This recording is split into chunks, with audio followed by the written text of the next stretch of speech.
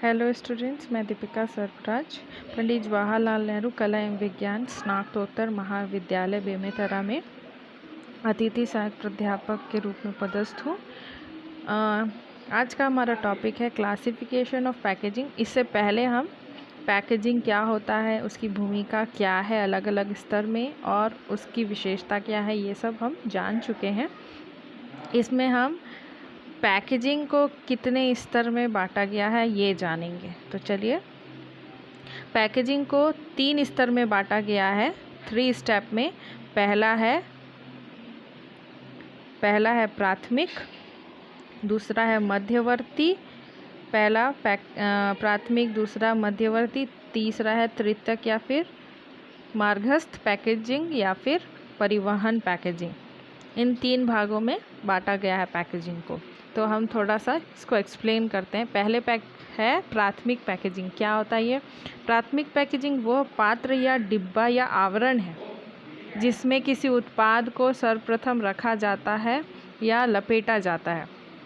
उदाहरण के लिए अगर आप देखेंगे तो जो चॉकलेट है वो डबल लेयर्ड पैक होता है। पहले उसको आवरण में कवर किया जाता है, यानी उसके ऊपर एक layer silver golden, dairy milk अगर आप खरीदेंगे उसको देखते हैं सिल्वर गोल्डन में वो रैप होता है, या फिर छोटी टॉफ़ी देखेंगे एक लेयर्स वगैरह, तो वो भी डबल लेयर। जो उसके अंदर का लेयर है वो है प्रथम आवरण जिससे वो लपेटा रहता है। ठंडे पेय को आपने देखा होगा, किसी कांच की बोतल, प्लास्टिक या धातु के डब्बे या पात्र में डाला जाता है, उसको हम क्या कहते हैं?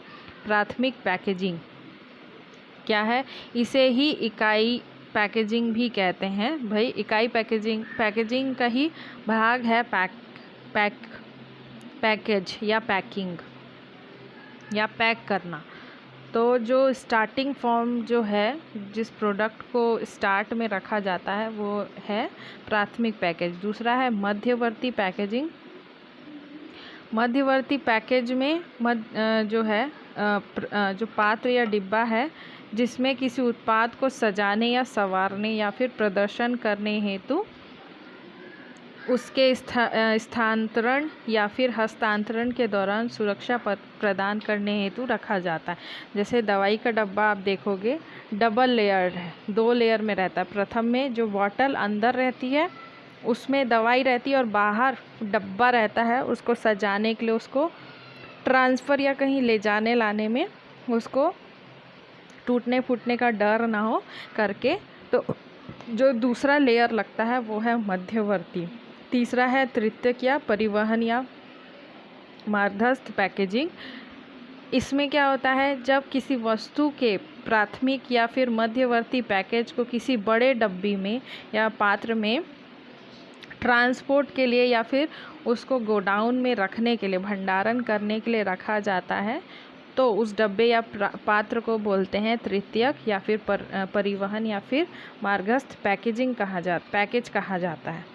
परिवहन पैकेज जो है वो भारी भरकम होता है।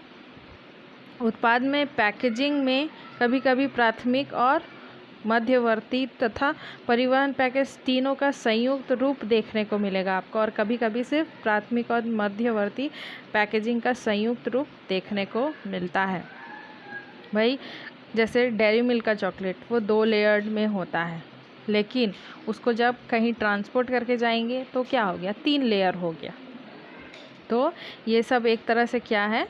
पैकेजिंग का स्तर है। अब हम जानेंगे घरेलू व अंतर्राष्ट्रीय पैकेजिंग में अंतर क्या है। घरेलू व अंतर्राष्ट्रीय विपणन के पैकेजिंग में बहुत अंतर है भाई। घरेलू यानी आपको अपने ही स्टेट में, अपने ही कंट्री में उस प्रोडक्ट को सेल करना है, तो आप एक नॉर्मल पैकिंग में भी उसको मार्केट तक ले जा सकते हैं। लेकिन अगर आपको बाहर विदेश में उसको बेचना है तो उसके लिए एक स्पेशल पैकेजिंग होनी चाहिए। उसका गुण, क्वालिटी उपभोक्ता के पसंद के अनुसार या फिर सरकारी कानूनों के अनुसार होना चाहिए। तो उसके लिए निम्न बातों का जिससे हम जान सकते हैं दोनों में अंतर क्या है। चलिए शुरू करते हैं। पहला है पैकेजिंग की गुणवत्ता, क्वालिटी ऑफ द पैकेज। निर्यात व्यापारी में पैकेजिंग की क्वालिटी बहुत अच्छी रखनी पड़ती है। पैकेजिंग का डिज़ाइन, रंग, सजावट या फिर पैकेजिंग के लिए प्रयोग की जाने वाली सामग्री ऊंची गुणवत्ता वाली होनी चाहिए। भाई आपको बाहर अपने प्रोडक्ट को भेजना है, अगर आप नॉर्मल या निम्न क्वालिटी वाले बॉक्सेस या डब्बे या फिर पैकेजिंग को यूज़ करेंगे तो क्या है, वहाँ तक जाते तक वो सामग्री ख़राब हो सकती है, उसकी पैकेजिंग ख़राब हो सकती है। इसलिए आपको अच्छी गुणवत्ता वाली सामग्री यूज़ करना है। यह सब अंतर्राष्ट्रीय स्तर में होना चाहिए, जो बहुत कठोर है। घरेलू पैकेजिंग बहुत अधिक श्रेष्ठ होनी आवश्यक नहीं है। जैसे बोली भाई आपको घरेलू में पैकेजिंग करना है, नॉर्मल अपने प्रोडक्ट की सेफ्टी के लिए उसको आप पैकेज करिए और अपने कस्टमर के हिसाब से अट्रैक्टिव उस पैकेट को बनाइए, क्योंकि आपको अपने ही देश में उसको बेचना है तो ज़्यादा ट्रांसपोर्टेशन का प्रॉब्लम नहीं है। लेकिन बाहर भेजना है तो क्लाइमेट भी इफ़ेक्ट करता है, तो आपको उसको सेफ्टी प्रोवाइड करके उसको ट्रांसपोर्ट करना है। दूसरा है यातायात में अधिक जोखिम। जैसे पहले पॉइंट से ही समझ आ गया भाई, आपका प्रोडक्ट में ट्रांसपोर्ट करते समय जोखिम बहुत हो सकती है।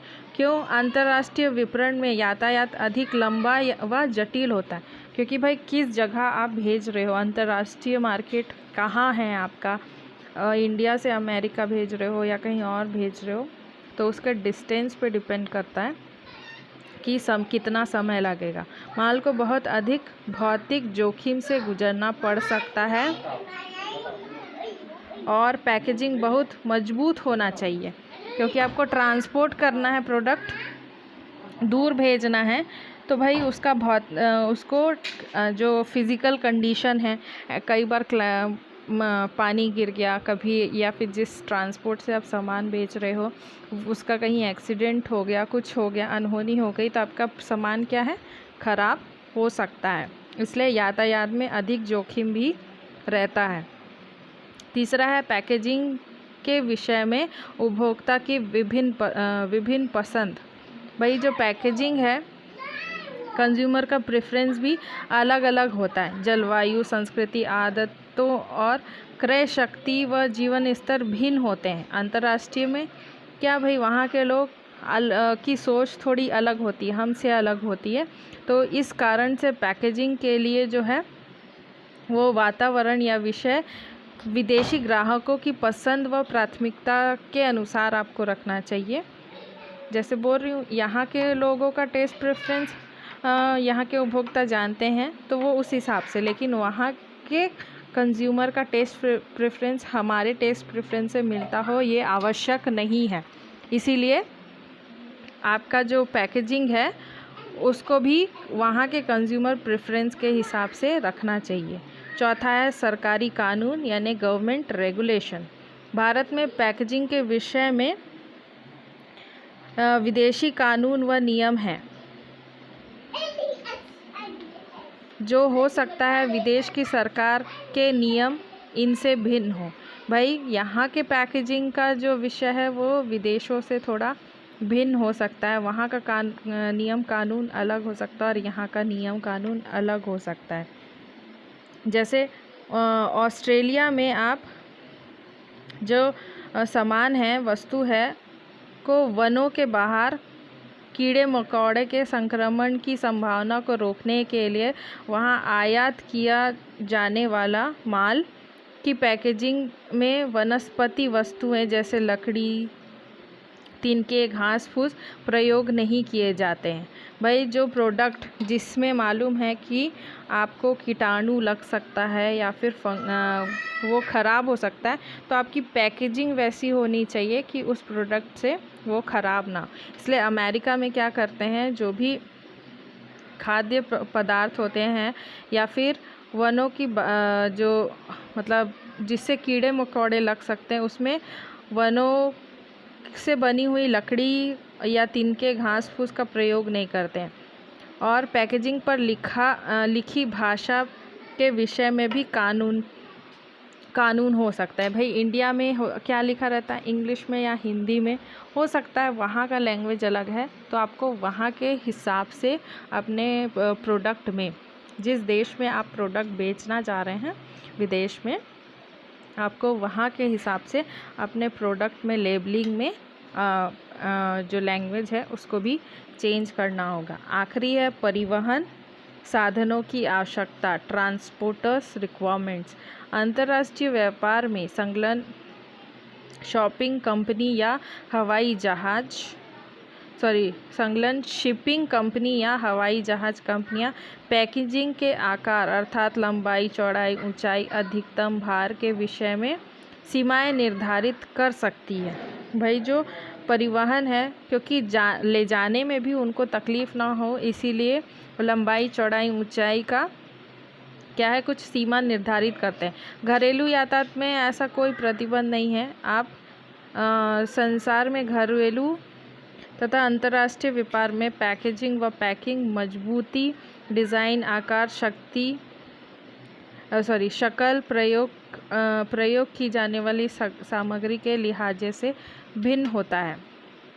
भाई अंतर्राष्ट्रीय में हो सकता है वहाँ पे जो प्रोडक्ट का साइज़ है, वहाँ पे उनका टेस्ट है वो यहाँ से अलग हो। तो ये टॉपिक हमारा ख़त्म हुआ। Thank you. Be safe, be healthy. कुछ मिस्टेक्स हुए होंगे तो उसके लिए सॉरी।